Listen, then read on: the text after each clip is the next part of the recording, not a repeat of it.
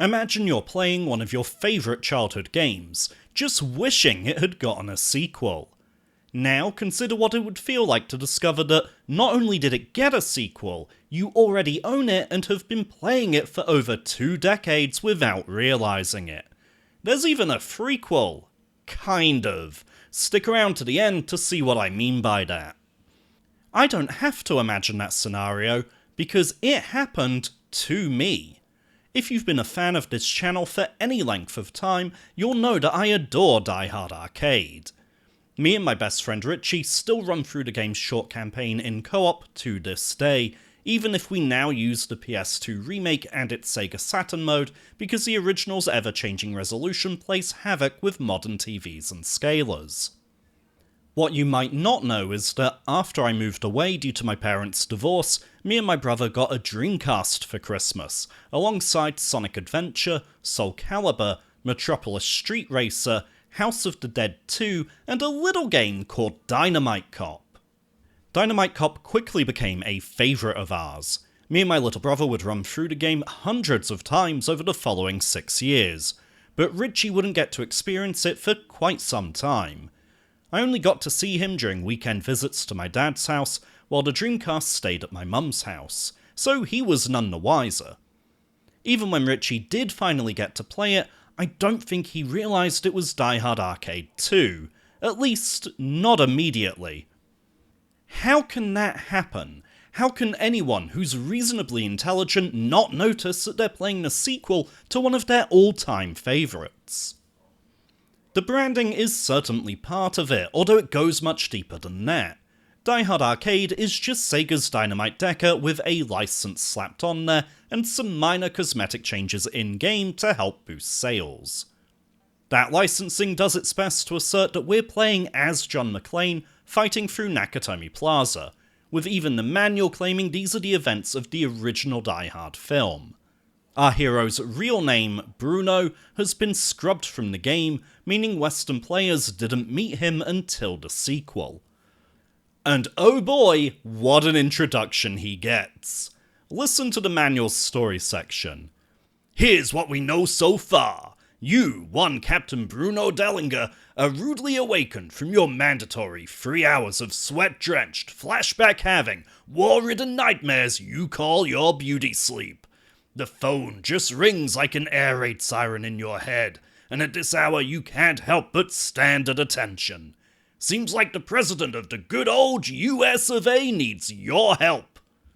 This overly patriotic, borderline parody, exaggerated writing makes Bruno out to be some rootin'-tootin'-shootin' tough guy, a loose cannon who disrespects authority, but then the game presents a fairly skinny, clean-cut man who mourns when he learns that, spoilers, his captain, the guy who he actively insults and disrespects in the manual, is dead.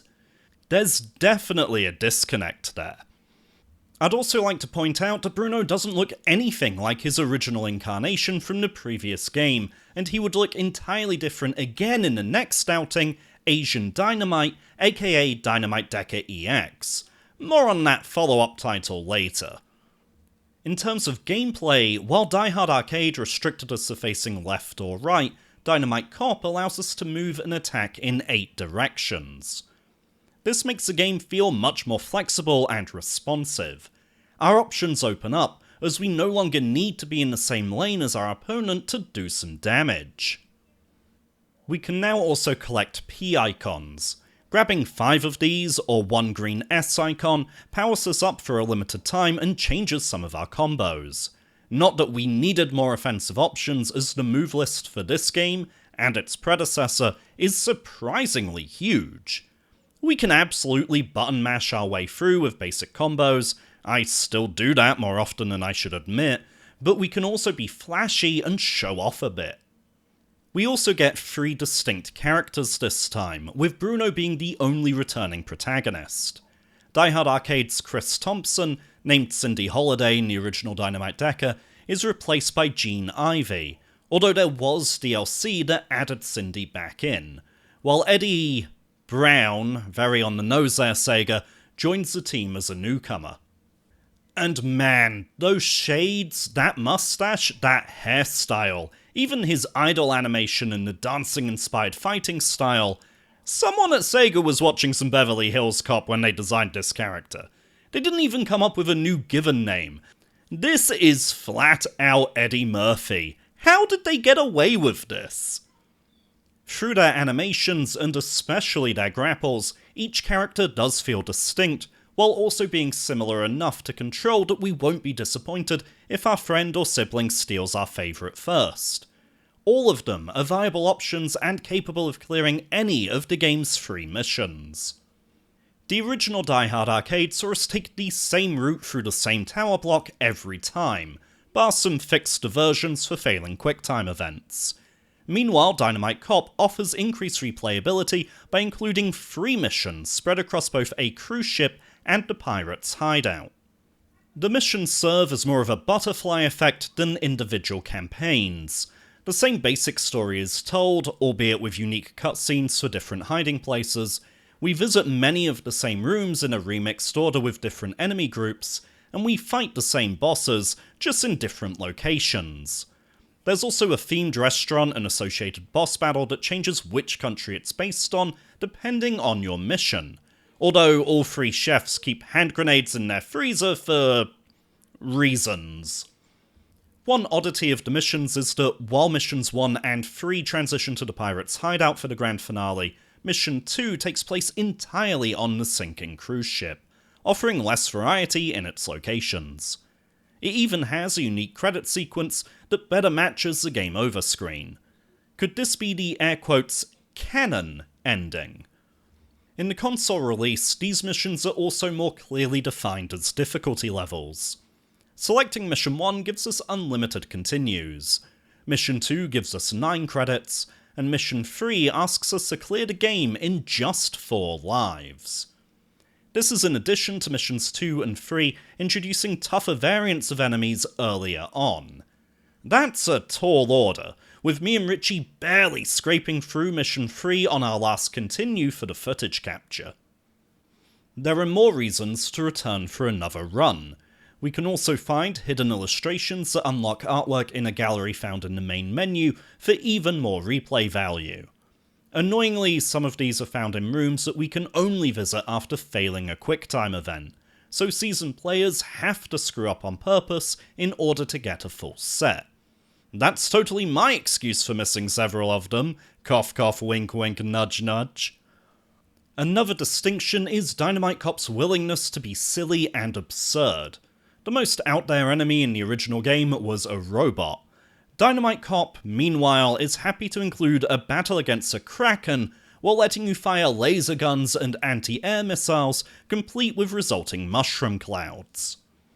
There are definitely some areas that can lead to, let's say, problematic content that might not be culturally appropriate or looked upon kindly in 2024. Part of me wonders if that could block a future remaster, collection, or re-release, but then I realised Castle Crashers got re-released with, well, just look at your screen, fully intact, so anything's possible. This wackier energy was then carried into the extra modes of the Japan-exclusive PS2 remake of Die Hard Arcade, as well as the kind of threequel Asian Dynamite, but again, more on that game a little later on. So those are the differences, but what should have given the game away? What would have clued me, my little brother, and my best friend into the fact that we were playing a sequel to one of our all-time favourites? The biggest hint is Wolf Hongo, the returning main villain from the previous game. Sure, he looks a little different. In his own words, "I have changed my body to destroy you." A line that really only makes sense if at least one player selected Bruno. My only defense is that his name was never spoken and didn't appear in the health bar of the original game, and he definitely couldn't teleport and shoot bullets out of his face before. We're also rescuing Caroline Powell, the same president's daughter from the original title, who even says, "Thank you for saving my life again." Another piece of dialogue that doesn't make sense if you're playing as Jean and Eddie, in a plot that's basically a copy-paste of Die Hard Arcades. Caroline is hiding from Wolf, Wolf finds her, you have a climactic battle on a rooftop, and Caroline makes you fight each other for a reward, the sick, twisted bitch. Bosses definitely inherited some Die Hard arcade DNA, with one move in particular, crouch blocking all incoming attacks and then doing an arm spin, making its return. Despite seeing it so many times and it being so obviously telegraphed, I still find myself locked into my combo's animations and unable to dodge it. Pickups and weapons still work in much the same way. Guns are still a huge part of the experience. Knowing when to grab and use them, how to line up shots, and considering zoning will see us through most encounters. We still get sub-items that carry over from room to room, such as handguns, ammo, and lighters that transform the hairspray pickup into a flamethrower. In all seriousness, don't try that at home, people have died doing that when the can has exploded. One of the biggest hints comes in the form of the returning QuickTime events. Failing these will either inflict some damage or force you into extra rooms and fights. There's a decent variety here, using both the face buttons and analog stick, although the inputs don't always correspond to what you see on screen. We can be told to press punch and instead see what's clearly a kick. Still, when they do line up, it's pretty cool, such as ducking under this axe attack or rolling off this conveyor belt. The game even presents multiple QTEs in succession at points. It's also evidence that, just to hop on my soapbox while I can, Shenmue did not invent QTEs. Dynamite Cop's July 1998 arcade release was almost a year and a half ahead of Shenmue's late December 1999 Japanese release, and its predecessor, Die Hard Arcade, which also included them, launched in arcades in 1996. All of this was massively beaten to the punch by Dragon's Lair, a game that's basically just a series of nothing but QTEs, and released way back in 1983. This may seem slightly more subtle, but both games see you burst into a bathroom as a surprise grunt quickly finishes up at the urinal. It's certainly a memorable gag that I've only ever seen in this franchise. I'm amazed my brain never went, "Hey, that's just like Die Hard Arcade," allowing me to then connect the dots and realise the truth much earlier. When did the penny drop? How did I find out that Dynamite Cop was, in fact, Die Hard Arcade 2, and do I think the game would have performed any differently had the license returned? As an adult, I stumbled upon the Sega Classics collection on PlayStation 2. This contained 3D remakes of Outrun, Golden Axe, and Space Harrier, as well as some other games. Let's be polite and say that those remakes varied in quality. When I looked up some more information about them, I discovered they were released individually as part of the Sega Ages collection in Japan, and that a lot more Sega games got released under that banner overseas. One of those looked familiar, that being the PS2 remake of Dynamite Deka, which I highly recommend as the best way to play that first outing due to its improved graphics, compatibility with modern scalers due to no longer changing resolution for every scene, additional modes, and faithful recreation of the game's original presentation if you prefer that option. That unlocked something in my brain and I finally lined the pieces up. I felt like an idiot because, in hindsight, it seemed so obvious. I couldn't believe that I had missed something that was right under my nose for years. I suppose, in my defense, the genre very much sticks to formula, and a lot of games feel like clones of one another. Just like there wasn't that much difference between Streets of Rage, Final Fight, and Turtles in Time, there also wasn't much to distinguish Dynamite Cop from Fighting Force and Crisis Beat.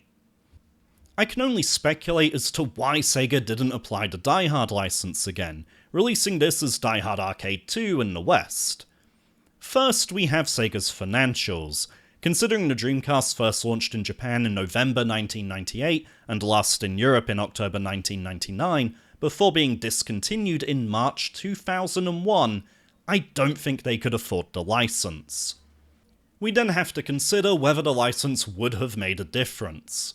I couldn't find any sales data for either Die Hard Arcade or Dynamite Cop, but I can't imagine anyone buying a Dreamcast solely for Die Hard Arcade 2, especially when Sonic Adventure, Shenmue, Jet Set Radio, Crazy Taxi, House of the Dead 2, Blue Stinger, the original home release of Resident Evil Code Veronica, Power Stone, a near-arcade-perfect Marvel vs. Capcom 2, and countless others couldn't turn the tide. Granted, calling it Die Hard Arcade 2 would have made Richie buy a Dreamcast, but he's the exception, not the rule. Finally, there's the suitability. It didn't require much effort to transform Dynamite Deka into Die Hard Arcade. It already featured terrorists occupying a tower, and a guy who looked close enough to Bruce Willis fighting their way through it. The sequel, on the other hand, would see John McClane working as part of a larger team to infiltrate a cruise ship. It's much further removed from the plots, settings, and characters of any of the Die Hard films. They would have likely taken more effort and content changes to connect this game to that IP, and in many ways, I'm glad they didn't pursue that. Dynamite Cop would get rebranded and represented though. In 2007, almost 10 years after Dynamite Cop's original release, Sega put Asian Dynamite, also known as Dynamite Deka EX, into arcades, but seemingly only in Asian markets. This game never saw a home release and can only be played through emulator or by somehow finding an original cabinet these days. I used to think that was a real shame before I actually got to sit down and play it. The game is essentially a reskin of Dynamite Cop. You have the same 3 missions where you see the same cutscenes, visit the same rooms, and fight very similar enemies, just with new textures, new models, and very rarely some brand new content. You could tell me that this was a polished fan-made mod of Dynamite Cop, and I would believe you. The biggest change is the new costume system. Our 3 playable characters can pick up one of 3 briefcases, which will cause them to cosplay. These outfits all come with unique combos and restrictions. For example, Bloody Shears, who looks like Marvel Zombies' Elektra, can't handle guns due to having scissor hands. While these are amusing, I especially love King Khan's visual parody of Hulk Hogan, they're not made equally. Mandela in particular has no animations, instead floating around in a static pose while attacking with a spirit orb. The character looks unfinished, and it's embarrassing it made it into the final product. It also means that you ideally want to pick Bruno as your character because his costumes have the most utility. Caroline Powell, who, yes, is the president's daughter we saved in the previous games now working alongside you, has a hopping zombie outfit that is just too slow to be useful. Meanwhile, newcomer Jennifer Genuine's Mandela costume is not only visually boring, but very limited in what she can do. These transformations have their own bar above our health bar, which decreases as we take damage, causing the new forms to eventually wear off. As soon as my second playthrough, I started wishing for that bar to deplete faster. Strangely, it leaves us in a position where our base form might just be the most versatile, having the largest moveset and being able to use any weapon. We're arguably more powerful without suiting up. Yeah, when the new gimmick you added is viewed as a detriment to the point that players decide to actively avoid it, you've done screwed up. Looking back, I think these costumes were inspired by the PS2 remake of Die Hard Arcade, which came out a year prior. Its bonus modes included new outfits for our main characters, with my favourites being Segata Sanshiro and Dreamcast Girl, who literally has Sega's ill-fated console for a head. The key difference is that those costumes didn't restrict what we could do, with seemingly no downside to donning these fun Easter eggs. There are moments that made me laugh, such as the chef now being a costume actor who, thankfully, still keeps grenades in the fridge. This pillow that references my favourite visual from the original Die Hard Arcade, and this unintentionally funny Thank you. that no, I did not edit vanishes that abruptly. But, for the most part, me and Richie were laughing at the game, not with it. If you're a die-hard fan of the series, pun intended, it's worth tracking down and doing a run through each of the 3 missions out of curiosity. Wolf Hongo's new style and transformation are truly sights to behold, but I cannot, in good conscience, recommend Asian Dynamite to most people, and that's a shame. It's just a worse version of Dynamite Cop. Thankfully, I can highly recommend Dynamite Cop itself. It will only take about 20 minutes to clear each mission, but it's such a fun 20 minutes that its short length is fine. Me and Richie have this in our ritualistic rotation when we visit each other, partly because of that length. The same as we happily spend 40 minutes passing the pad through Sonic R's brief campaign. There's something to be said for snackable games, especially for those of us of a certain age who have careers, wives, kids, and ever-decreasing free time.